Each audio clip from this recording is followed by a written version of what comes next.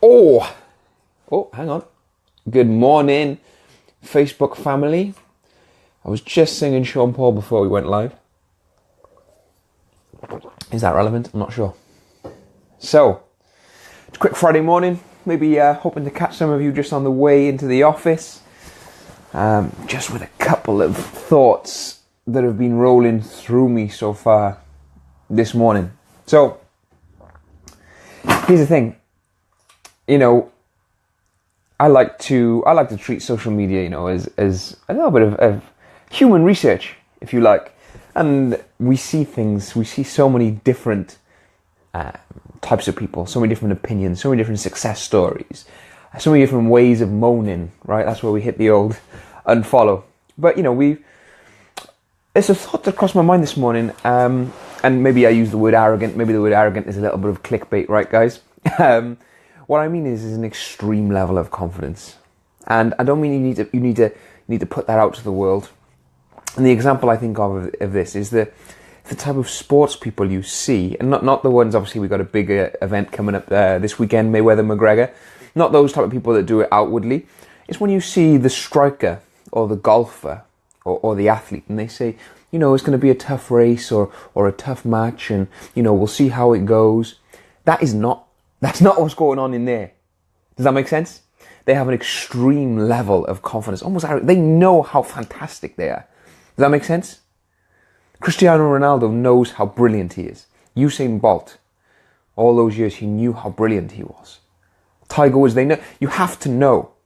If you're a speaker or coach, Tony Robbins knows how brilliant he is. He knows he's a brilliant marketer. He knows he's brilliant in front of thousands of people.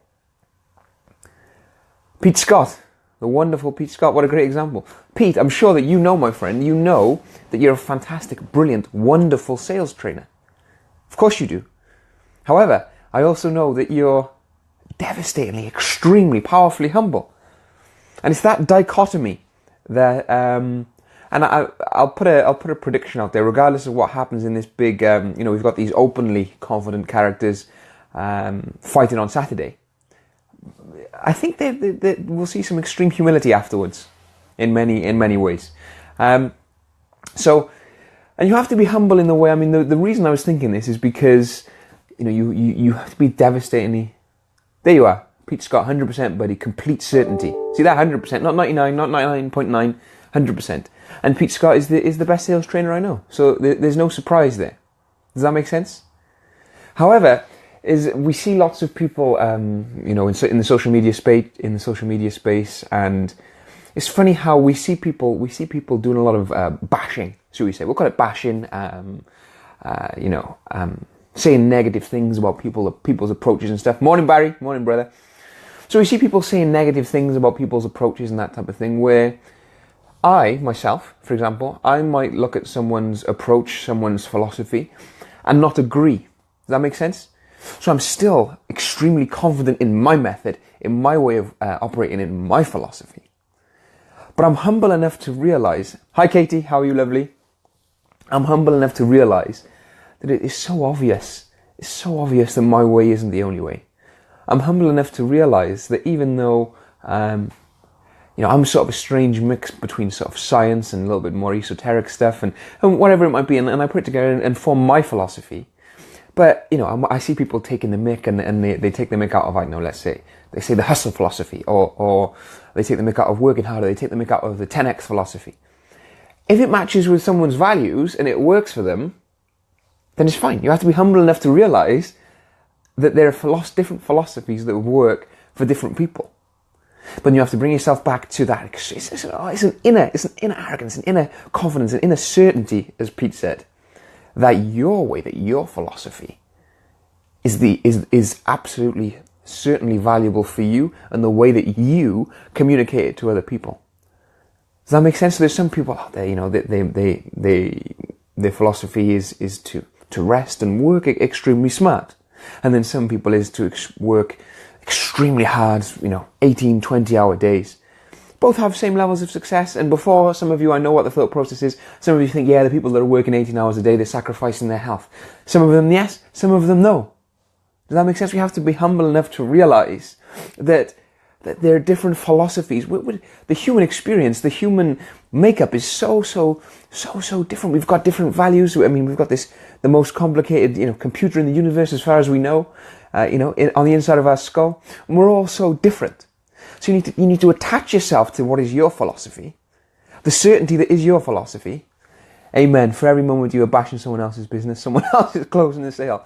Absolutely, Pete. Love that. Absolutely with you. Many roads to get there approach. Yeah, absolutely, Katie. And those two comments there, thank you guys. Those two comments tie in together. And Pete, Pete makes a perfect example. Pete, if you spent your whole time bashing sales trainers, right? You could be spending time, training people in sales, right? And closing sales into your sales training. I mean, Pete absolutely nails it. And looking to park a Lamborghini next to the Porsche, right? But you get my point. It seems a little bit nonsensical, unless, of course, in the world we live in, there are many people doing this as a marketing strategy, right? Which is fine. Again, I'm humble enough to realize that might be a good marketing strategy, right? It doesn't sit with my values. I'm certain in my approach, but I'm humble enough to realize that the bashing, the bad mouthing, the negative statuses towards a person or approach, I'm humble enough to realize that might be working for someone from a marketing point of view. Does that make sense? But I'm certain and confident enough in my approach. And it's that constant opposition bashing is why we don't seem to move on much from one government to another. Absolutely. Absolutely. And if we could start to, I guess in a way, my philosophy, Katie, has been framed by taking so many different, often opposing approaches. Isn't that interesting? Often opposing approaches and piecing them together with my value system, with how I would like my life to look, of how I intend to design my life, and piecing together potentially opposing views that work for me. And I'm certain in that. Does that make sense? I mean, I've talked about this type of thing before, how, we see it in the nutrition world a lot. I'm lucky enough to have many different health coaches in my network and nutritionists and dietitians, many different titles, right? But it's so fascinating how there's opposing what we call science on either side. About the same, it could be the same food stuff, the same nutrition plan, the same training plan. We've got opposing science. Here's the thing. Of all my experience now of 10 years of study of the human mind, 2 degrees in psychology, all the books read, all the seminars attended and stuff, what's starting to become clear is the people that have the happy, healthy balance, if you like, are those people that seem to accept what's true for them. Does that make sense? They accept what's true for them, and they eat the way they want to eat. They live the way they want to live, in terms of what they actually want. If they want, if they want to live a long, healthy life. I'm not talking about impulsive here. And they tie that into what is a what's the word I'm looking for? It's a very low stress way of living. Does that make sense? So, my grandmother, my great grandmother from Barbados, she lived till she was 102, and she ate meat. She wasn't a vegan, shall we say? But there are vegans that are also living till 102. That makes sense. She used to get up at 4:30 every single morning to work hard, make coconut cake. Probably after just about finished the late night washing everyone's clothes, I think she brought up a total of 22 people in a small house. So she was probably sleeping 4.5 hours for many, many years. She lived till 102. Many people who worked that, but it was to her values, and there was no associated stress with it. Does that make sense? She was confident that this is the right way to live for her. She was confident in her approach. She was confident this was the best way to be an incredible matriarch. She was no doubt humble enough to realize that there are, of course, other ways.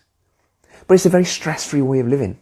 Does that make sense? I say stress-free, that's probably a little bit of a fantasy. It's a very low-stress way of living. Does that make sense? That doesn't mean that there aren't potential stresses. See that? Of course there are potential stresses.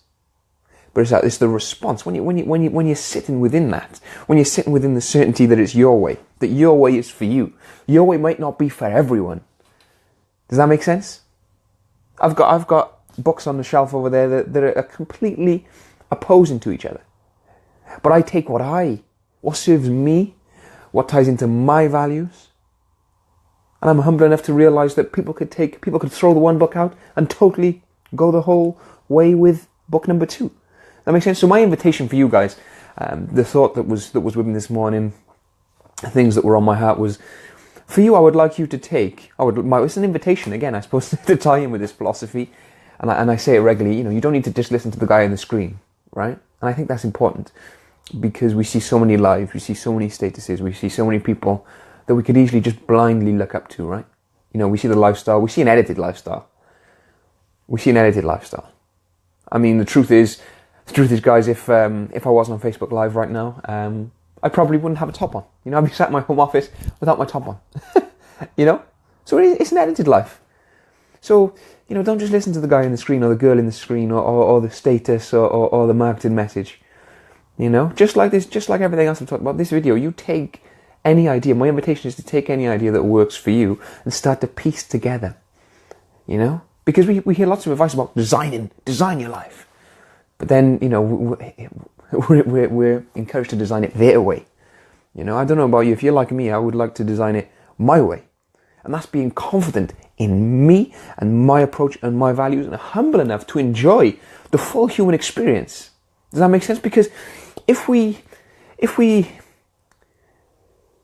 cut off people's philosophies because of their philosophy, then we're cutting off such a huge opportunity for connection.